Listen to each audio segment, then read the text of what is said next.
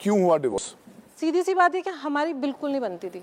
10.5 साल रही हूँ मैं वहाँ पर, और 10.5 साल में ये हुआ था कि बहुत बार मैं अपने घर गई, मम्मी पापा से शिकायत की, तो अक्सर ऐसा होता था वो मुझे ही समझा के वापस भेज देते थे, और उसमें ये होता था कि वो उसका दिमाग और ऊपर हो जाता था।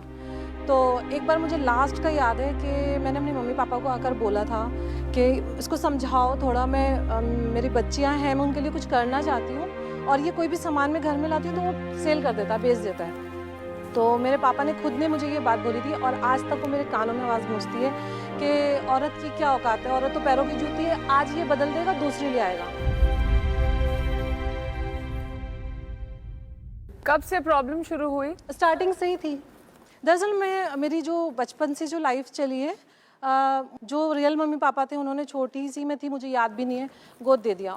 तो मेरे पापा ने बस गलती ये करी कि मम्मी की मर्ज़ी से नहीं लिया, मुझे बाहर से ले लिया। और ये जो शादी हुई है वो भी मेरी माँ की ही वजह थी, वो चाहती थी कि मतलब मैं दूर जाऊँ।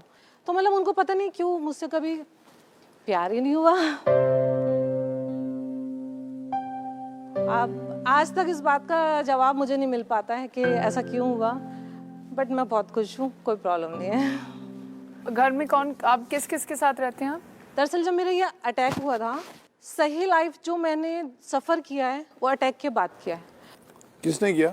एक्स हस्बैंड ने, क्योंकि डाइवोर्स के पेपर पे मैंने दोनों बेटियां लिखवाई थी, क्योंकि मुझे दोनों चाहिए थी और मैं उन्हीं के लिए सब कुछ करना भी चाहती थी। वहाँ से सहारनपुर से आए थे वो बच्चों को लेकर, और एक जैम की बोतल, लग देखिए कि वो जैम भी मैंने उसी के लिए मंगाया था, उसी को खिलाया था, और उसी बोतल के अंदर वो एसिड डाल के लेकर आया था, जिसने मेरे ऊपर यहाँ डाला था, जिससे मैं पूरा, मेरा फेस, मेरे लिप्स सब खराब हो गया था यहाँ तक। नसरीन, यू नो, जिस कि बाकी लोग भी देखकर थोड़ा इंस्पायर हो आपकी स्टोरी से, वुड यू माइंड आप अपना थोड़ा सा जो बर्न है वो हमारी ऑडियंस को दिखाएं?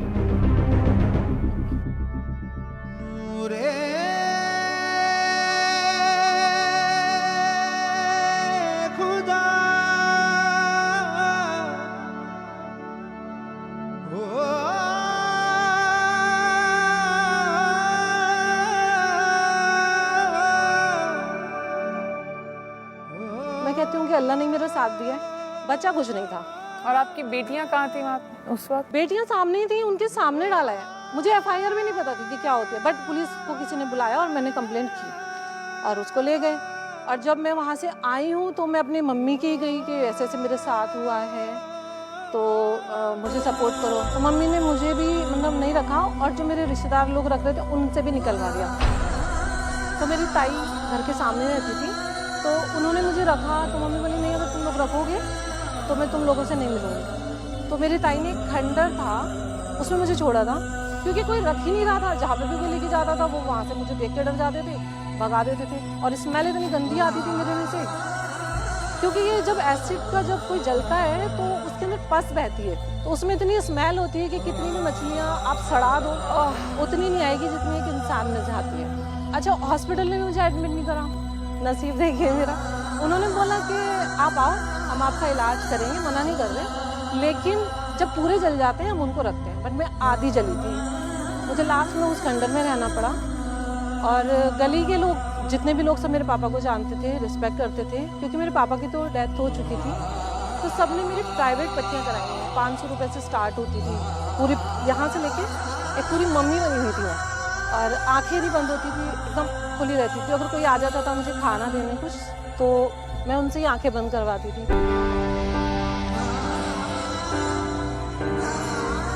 एक बार ऐसा हुआ था कि मैं बिस्तर नहीं था, मेरे पास, मैं ज़मीन पे ही पड़ी थी, तो मैंने देखा मैं इतना था, मतलब पस पूरी वो बिस्तर पे ऐसे हो जाती थी।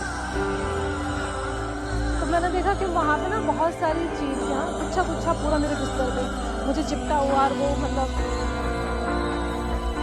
तो मैंने फिर किसी से मांगा कि नहीं हो रहा, मतलब मैं डर गई देख के। तो उन्होंने फिर किसी ने मुझे, मेरी ताई नहीं बल्कि एक छोटा सा पलंग दिया, उसमें मेरी इतनी इतनी टांगे बाहर निकलती थी। तो वो मैंने पलंग लिया, वहाँ एक अलमीरा थी लोहे की, मैंने वहाँ लगाया, तो पता नहीं कुछ लकी ऐसा था कि वहाँ से इतनी मोटी लाइन चींटियों की मेरे बिस्तर पे होती थी। मैंने ज़िंदगी में मौत बहुत नज़दीक से देखी है, और कैसे कोई किसी को खा सकता है जीते इंसान को, वो मैंने महसूस किया। बस ये कि डरी नहीं किसी से, और अपने उसूल और हौसला नहीं मैंने छोड़ा, और वैसे भी मैं बहुत स्ट्रॉन्ग हूँ। अभी मुझ में जान बाकी है।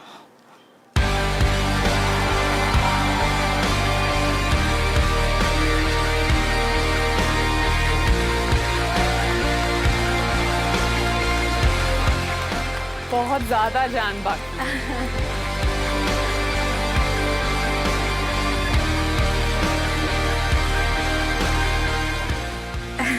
So strong. वो मैं हूँ।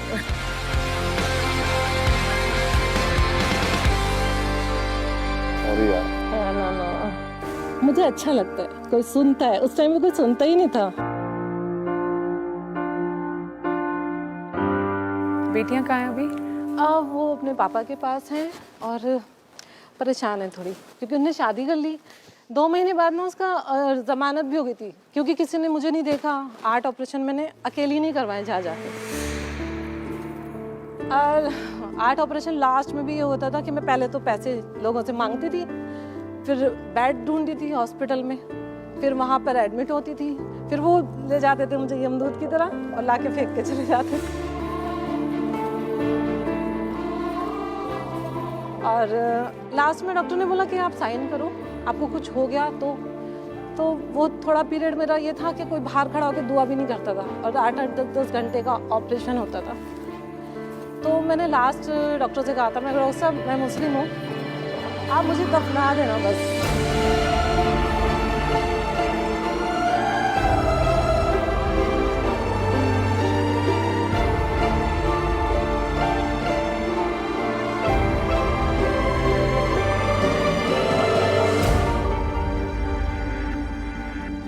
आप बहुत खूबसूरत हैं। Thank you. आप बहुत ज़्यादा स्ट्रॉन्ग हैं। हाँ वो हूँ। टूटी बहुत हूँ, हारी नहीं हूँ अभी, और हारूंगी भी। तो ऑडिशन तो लो